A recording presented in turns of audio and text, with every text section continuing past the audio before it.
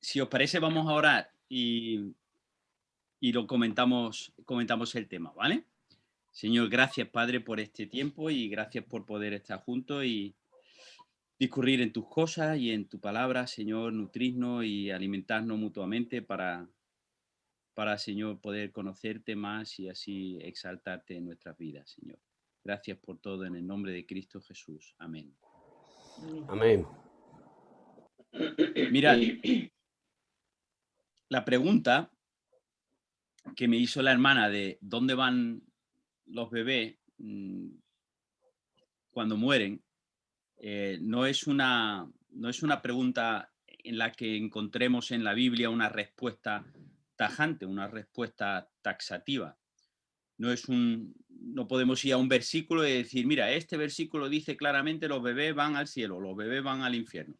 No existe, no hay, no tenemos un versículo que nos dé esa seguridad. Por tanto, eso implica, no significa que la palabra de Dios no haya dado una respuesta, pero significa que tenemos que meternos más a fondo en la palabra, tenemos que indagar más en la palabra e intentar con los textos que la palabra nos revela, sacar la interpretación para entender y conocer las intenciones en el corazón de Dios. Tenemos que mantenernos de todas formas humildes para no hacer de este asunto un tema de discordia, un tema de polémica, porque cuando no hay en la palabra cosas que queden claramente indicadas, pues podemos interpretar, pero otros hermanos pueden interpretar a lo mejor algo contrario, y como no son cosas fundamentales, de ninguna de las maneras lo que Dios pide o quiere de nosotros que polemicemos con aquellas cosas que Él no nos ha dejado reveladas con toda claridad, ¿vale? Entonces esto es un poco como preámbulo. Es un tema, por lo tanto, que al no tener una declaración taxativa de parte de Dios, nos tiene que, por un lado, esforzarnos en indagar en la palabra y al mismo tiempo mantenernos humildes para que no empecemos a pelearnos o a polemizar con estos temas, ¿vale? Bueno, pues dicho esto, evidentemente yo tengo mi propia opinión y me he formado mi opinión en base a lo que encuentro en la palabra. Y, y siempre reiterando que es mi opinión personal, y si hay un hermano que me muestra otros textos y me dice, mira, estás equivocado porque este texto dice esto y hay que interpretarlo así, pues yo con toda humildad acepto la corrección y prometo estudiarlo. Pero de momento yo no he encontrado ningún texto que a mí de alguna manera me deje duda en cuanto a la posición que yo veo que la palabra nos muestra, ¿vale? Pero tenemos que sentar una base para entender realmente la polémica o el dilema en el que nos encontramos cuando hablamos de este tema. Y la primera base que nos tenemos que tener claro es lo que dice en el Salmo 139, versículo 16. Si queréis, vamos a tener que utilizar un poco la palabra y pasar de un texto a otro. El Salmo 139, 16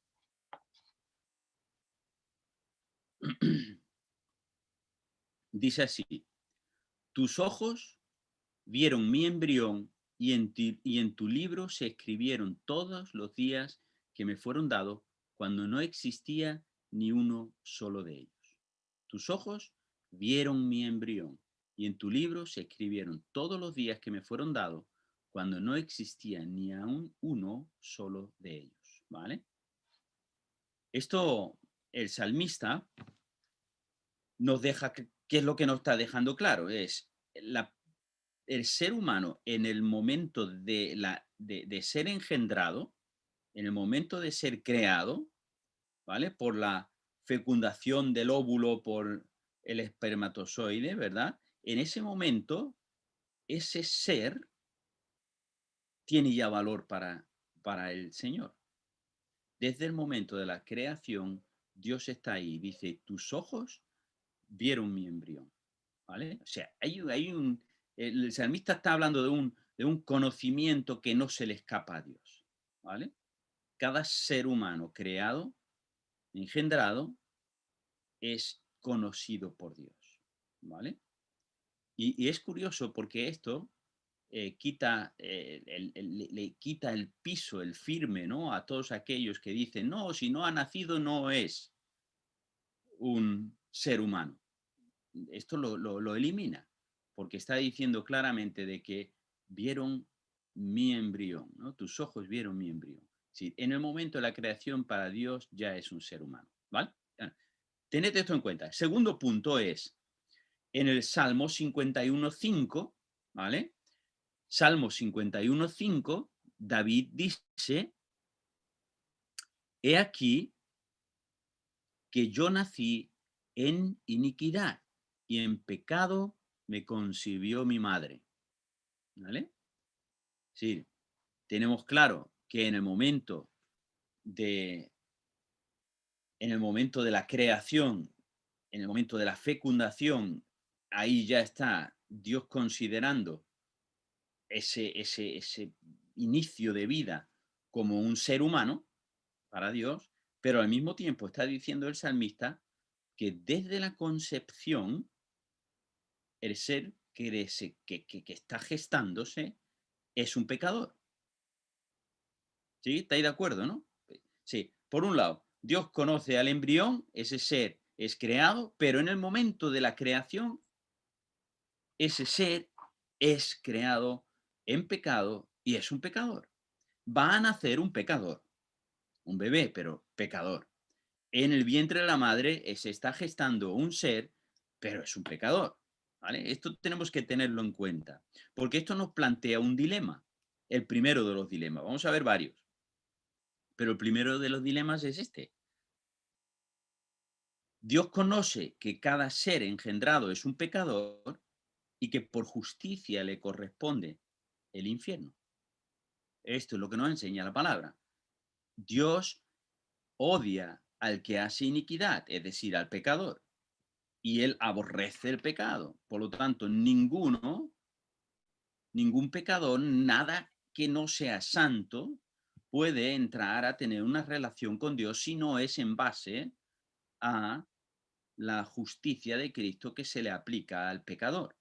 Por lo tanto, el dilema es si esto es así, y lo vemos en la palabra, que el bebé es creado o nace pecador porque ya es engendrado y el pecado lo recibe ya desde el momento de la creación, pues en justicia Dios a ese ser lo condena por su justicia al infierno. ¿Vale? Vale. Claro, esto no nos gusta, evidentemente. Entonces, esto cómo lo... Si esto es así, entonces no habría ningún bebé que se salvara, no habría nadie que pudiera decir, entonces el bebé pues va al cielo. Bueno, vamos a ver algunos detalles. Porque, mirad, Dios es santo, eso lo sabemos, es uno de sus atributos. Dios es justo y Dios es vindicador de su gloria, de su nombre. Él lo que quiere es exaltar su propio nombre. Pero sabemos que Dios, y esto es otra de las cosas que sabemos por la palabra, que Dios, en el ejercicio de su soberana voluntad, Él actúa según sus planes, que son perfectos, y siempre va a actuar en base a sus atributos. Y Dios dice, además, Él mismo lo dice de sí, Él se presenta así delante de los hombres, y él le dice a Moisés cuando lo cubre en una peña y pasa su gloria delante de Moisés, ¿qué es lo que dice Dios de sí mismo? Jehová, Jehová, lo podemos leer en el Deuteronomio 34:6, os doy el versículo para que lo podáis anotar. Dice, y él lo enterró en el valle y en la tierra de Moab. Ay, perdón, me he equivocado, no es este el versículo. Ay, ay, ay. Creo que es el 33, entonces. Pero si no es el 33, bueno. La cuestión está que hay el versículo que dice, Jehová, Jehová el Señor lento para la ira, perdón, sí, grande en misericordia y lento para la ira, ¿no? Entonces sabemos que Dios también actúa en su voluntad, pues también conforme a ese atributo que también lo caracteriza, que es lento para la ira y es amplio en misericordia, es grande en misericordia. Sabemos que el Señor a los pecadores los escoge para salvación por medio de Cristo Jesús, por medio de la fe. Él derrama su gracia especial sobre aquellos que Él decide elegir para su gloria. Y esto lo vemos en Romanos 9:15, donde Pablo precisamente se le plantea esta cuestión. Él se hace esta pregunta retórica.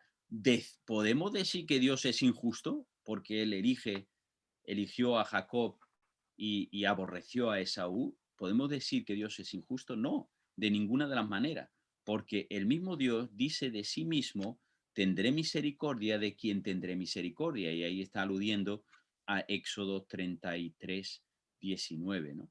Tendré misericordia de quien tendré misericordia. Tendré compasión con el que quiera tener compasión, ¿vale? Por lo tanto, entonces tenemos estas eh, eh, estas dos áreas. Dios en su justicia y por su santidad y por no resistir el pecado, entonces el bebé tendría que ir directamente al infierno si nace, si muere siendo bebé o si nace, si no llega a nacer, ¿no? Pero tenemos por otra parte de que Dios es misericordioso, es lento para la ira.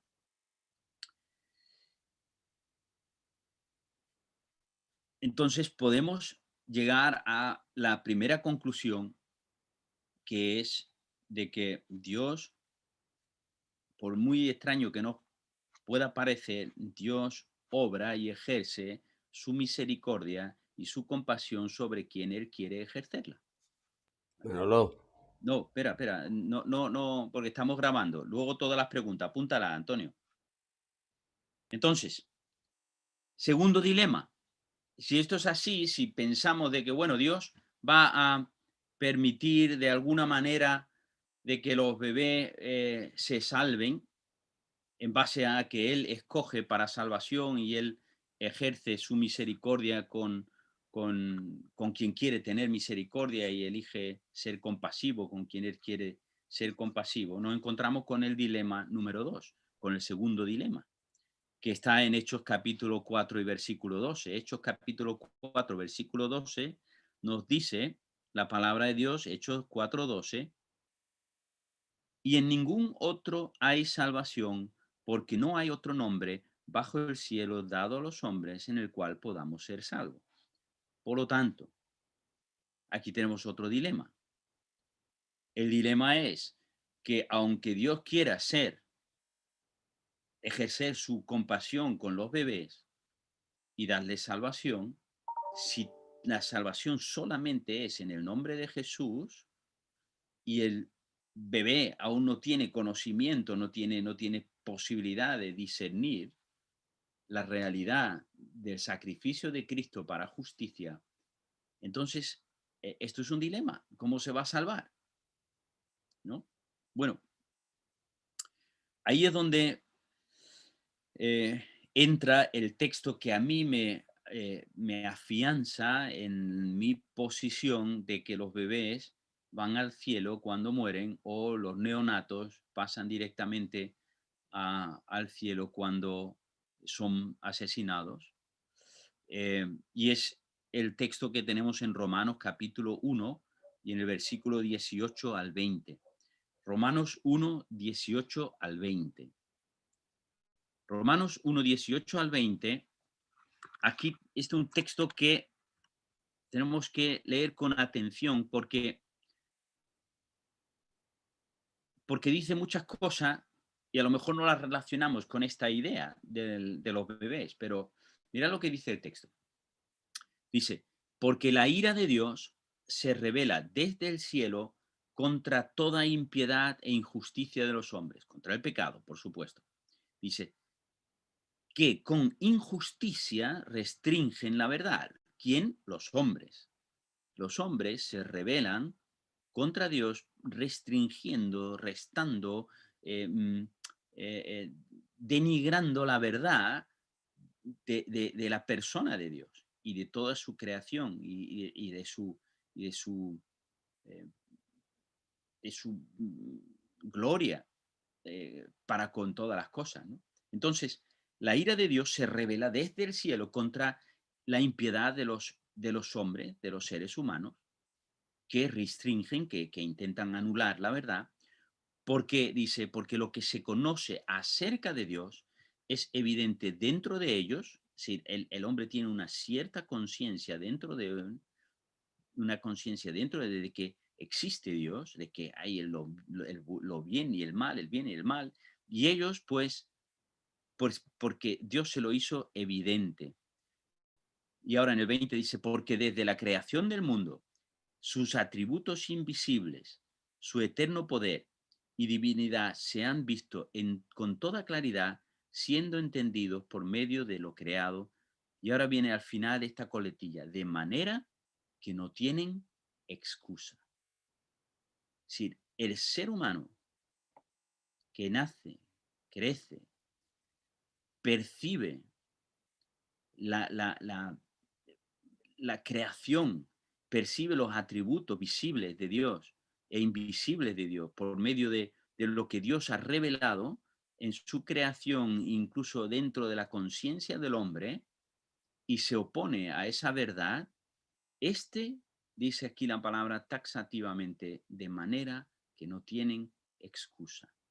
Ahora, volviendo a nuestros pequeñitos. ¿Puede un bebé discernir la existencia de Dios? ¿Puede un bebé discernir esa realidad que nos está diciendo aquí Romanos capítulo 1? Evidentemente no, no tienen conciencia, no tienen todavía esa capacidad.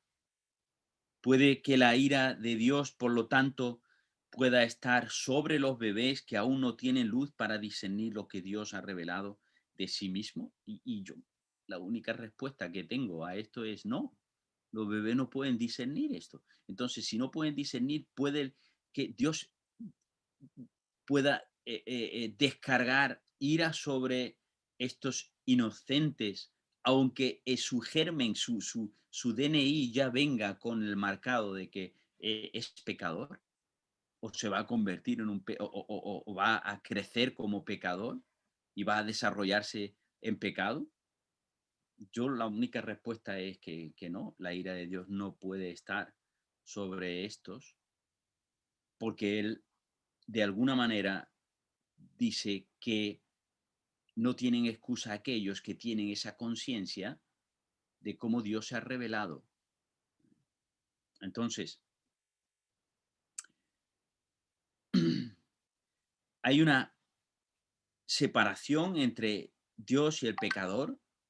Dios es santo, el pecador no puede estar en relación con esa santidad de Dios, ni siquiera los ángeles que son sin pecado, algunos, ¿verdad? Ya lo vemos en Isaías, no se atrevían a mirar a Dios de la santidad que se desprende del ser de Dios. Ahora, ¿puede Dios ejercer misericordia con los bebés que aún no tienen ese discernimiento que vemos en Romanos 1? Y yo estoy convencido que sí. Y, y ahí entra ya, digamos, el texto que un poco remarca esta percepción que podemos ver en la palabra, que es el texto en 2 de Samuel, capítulo 12, 23, 2 de Samuel 12, 23. Conocemos toda la historia, ¿no? David ha pecado con Betsabé, Betsabé ha quedado embarazada, el niño que nace, Dios le dice a través del profeta Natán que va a morir y David ayuna, ora, está días sin comer, en ceniza y polvo, y cuando el niño finalmente muere, David se levanta, deja de ayunar, se viste, come algo y se sienta a reinar, ¿sí?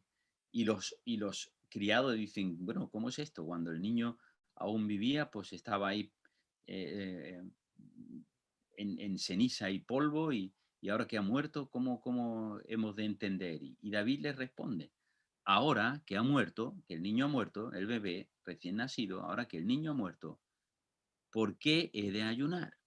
¿Podré hacer que vuelva? Y ahora él dice, yo iré a él, pero él no volverá a mí. Entonces, yo iré a él, ¿qué significa? Si David entendemos que está en el cielo, porque él es uno de los santos del Antiguo Testamento, y ya en Hebreos es nombrado como esos hombres de fe que tienen derecho a estar en la presencia de Dios, entonces, si yo iré a él, significa que su bebé que acaba de morir, pues está en el seno del Señor, está en la presencia del Señor. Y él es consciente que un día estará con él, pero el bebé mismo, una vez muerto, no podrá volver a él. Entonces, esto es un poco la conclusión que podemos sacar. Los bebés están en el cielo, pero realmente no sabemos cómo Dios los salva, porque el único camino para la salvación es Cristo Jesús. Solamente somos salvos en el nombre de Cristo Jesús. Pero ahí es donde entra un poco el pensar, bueno, ¿cómo se salvaban los santos del Antiguo Testamento? Y sabemos por la palabra que ellos se salvaron, o son salvos, por medio de la fe. Esto es lo que dice Hebreos en Romanos en el capítulo 11, ¿no? El gran capítulo de los héroes de la fe. Todos se salvaron por medio de la fe. ¿A la fe en quién? La fe en las promesas de Dios, en un Mesías. No vieron al Mesías, no vieron su muerte, no vieron su resurrección. Ese es el privilegio que tenemos nosotros en esta era. Pero los santos del Antiguo Testamento, dice Hebreos que ellos eh, creyeron como viendo al invisible.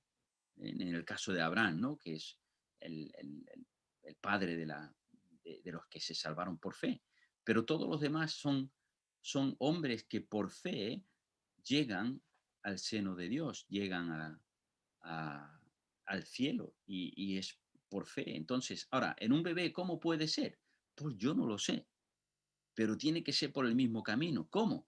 ¿Cómo Dios se le va a revelar siendo ya ascendido al cielo? Pues Dios sabrá cómo. Pero para mí queda bastante patente de que los bebés están en la presencia de Dios, tanto los que mueren siendo tiernos, con pocos meses, años, no sabemos dónde el Señor pondrá su límite, pero también todos los neonatos, ¿dónde van? Todos los que son asesinados eh, con, con esta pandemia del aborto que el mundo tolera, ¿no? Y cada vez más está tolerando, ¿no? Entonces, todas esas criaturas están en el seno del Señor y yo estoy convencido de ello.